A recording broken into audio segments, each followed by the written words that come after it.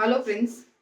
तो आज मैं आपके साथ हम सिखाएंगे आपको कि इस तरीके की जो ब्रॉड नेक की कुर्ती को हम कैसे कट करेंगे, क्योंकि इसके अंदर आप देख सकते हैं कि ये काम के हिसाब से ये जो इसकी यहाँ से इसकी ये जो चौड़ाई है ये बहुत ज़्यादा है। हमें इसको किस तरीके से मैनेज करके फाइनल लुक तक देना है, जो हमारा मतलब क्लाइंट का जो मेजरमेंट है, जो उसका नाप है, उसके अकॉर्डिंग हम इसको कैसे बनाएंगे। तो ये मेजरमेंट है, तो आप देख सकते हैं मेजरमेंट। लेंथ है 44 इंच और उसके बाद तीरा शोल्डर का है वो 15 इंच है। हमारी चेस्ट 38 और ये जो ये वाला पार्ट है मोस्ट इम्पॉर्टेंट इज दैट कि ये कमर का एरिया है, ये 36 है। उसके बाद हिप एरिया हमारा 42.5 और फिर हमारा आर्म्स का मेजरमेंट है हमारे पास, और ये नेक है, फ्रंट 7 है और बैक 8 है। तो ये मेरे पास मेजरमेंट है पूरा कुर्ती को कट करने के लिए, स्टिच करने के लिए। तो अब हम इसको कट करेंगे। मैं आपको बताती हूँ कि स्टेप बाय स्टेप मैं आपको बताऊंगी कि इस नेक के साथ आपको किस तरीके से यहाँ से शोल्डर डालने हैं बोथ साइड, और किस तरीके से इसको हम कम करेंगे, और उसके बाद हम इसको स्टिच करेंगे। तो सबसे पहले हम इसकी कटिंग करते हैं और मैं आपको बताती हूँ कि कटिंग किस तरीके से इसकी की जाएगी। और स्टिचिंग में आपको सिर्फ इसका नेक का है, वो मैं आपको नेक्स्ट वीडियो में बता दूंगी, क्योंकि अगर इस वीडियो में मैंने इसकी स्टिचिंग बताई तो वो बहुत ज़्यादा लंबी हो जाएगी। तो अब हम इसकी शुरू करते कटिंग।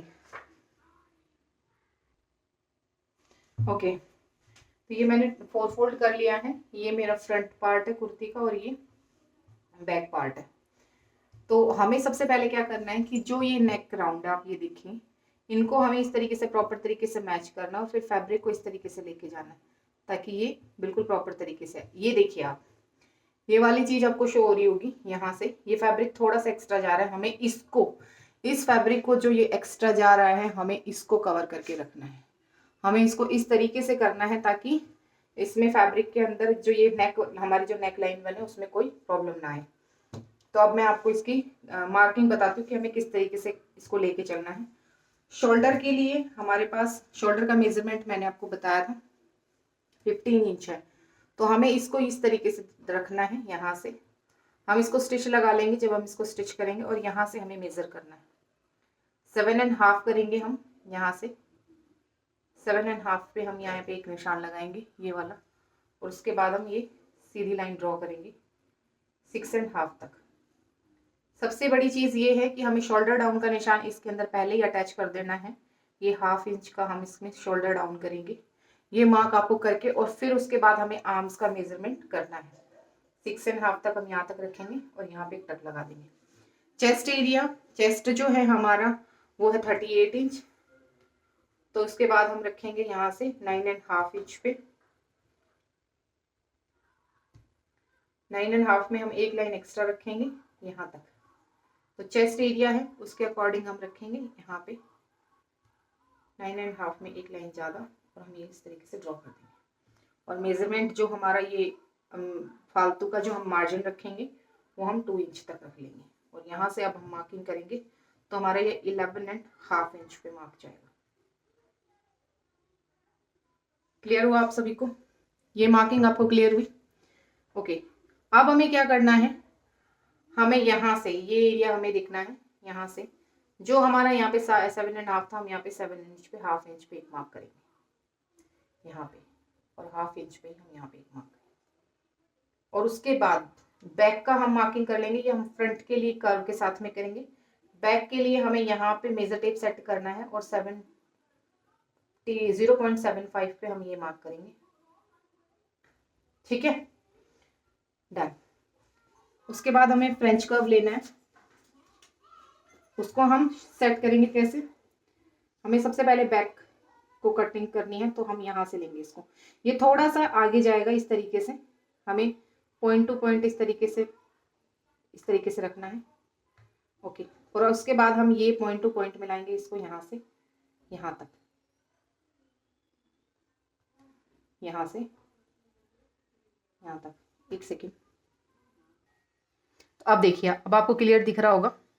यहाँ से हमने ये मार्किंग की, उसके बाद हम यहाँ से पॉइंट टू पॉइंट लेंगे। यहाँ से ये वाला पॉइंट है और इस तरीके से हम मार्किंग करेंगे।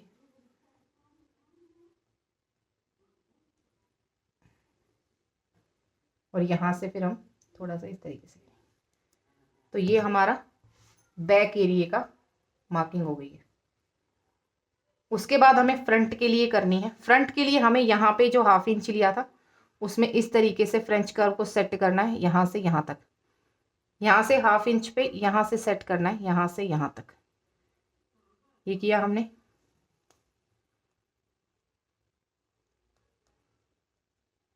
उसके बाद हमें फ्रेंच कर्व को थोड़ा सा यहाँ से पॉइंट टू पॉइंट इधर लेके जाना है,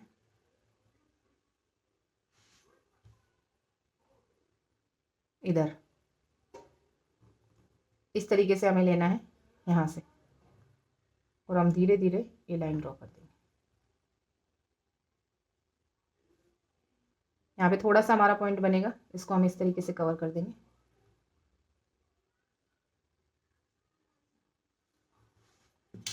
तो ये हमारी फ्रंट लाइन है और ये हमारी बैक की लाइन है। क्लियर हुआ आप सभी को? तो ये हमारा आर्म होल रेडी है। और अब हमने जो यहाँ पे है, हम वो स्केल से इसको ये निशान लगा देंगे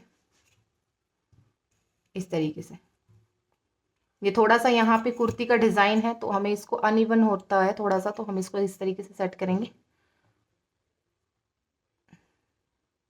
और अब हम पेन से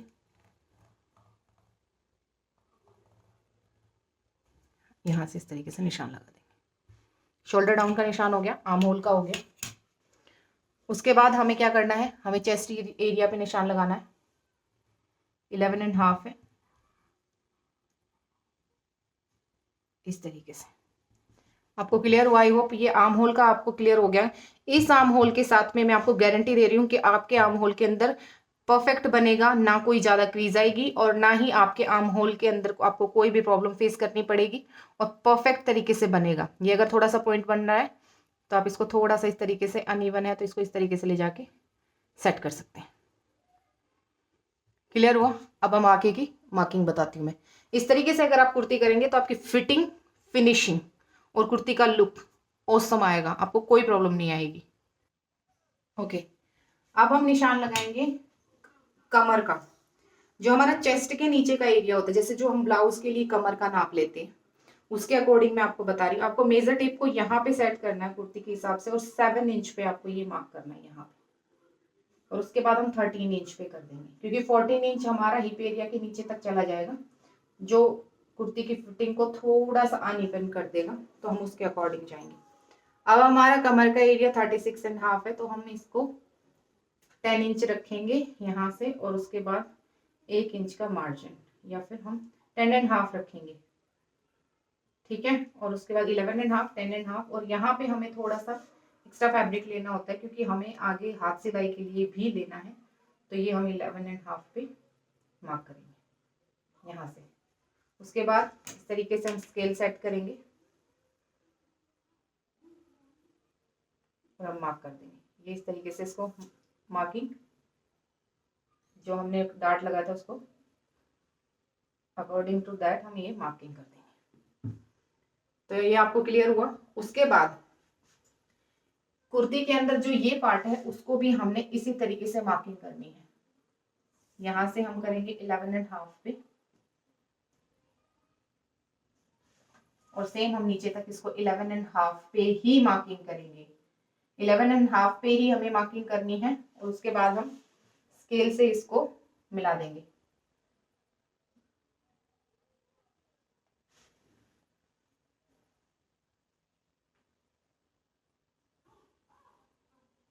ओके, अब हम इसकी कटिंग मैं आपको बता रही हूँ। मार्किंग हो गई है तो कटिंग वेरी इजी।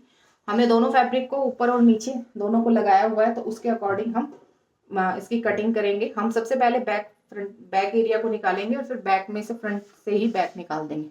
तो हम इस तरीके से कट करेंगे।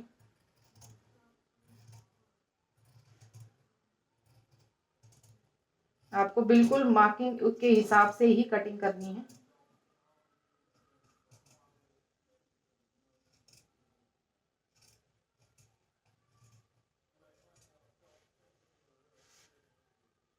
और अब हम इसकी कटिंग कर देंगे।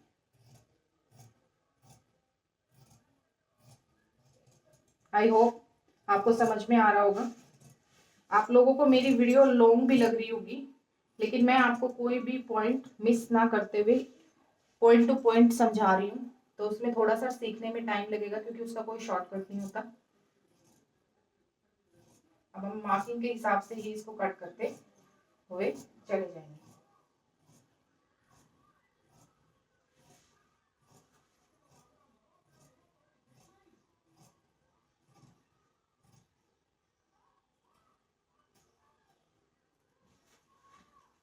ये हमारी कुर्ती कट के रेडी है। उसके बाद अब हमें शोल्डर डाउन का जो ये निशान लगाया था हम इसको कट करेंगे।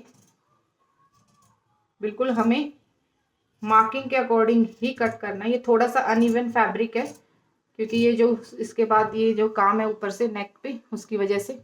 और अब हमें क्या करना है कि जो हमें ये फ्रंट कुर्ती का जो पार्ट है उसका जो हमें ये एक्स्ट्रा फैब्रिक है उसको हमें निकालना है।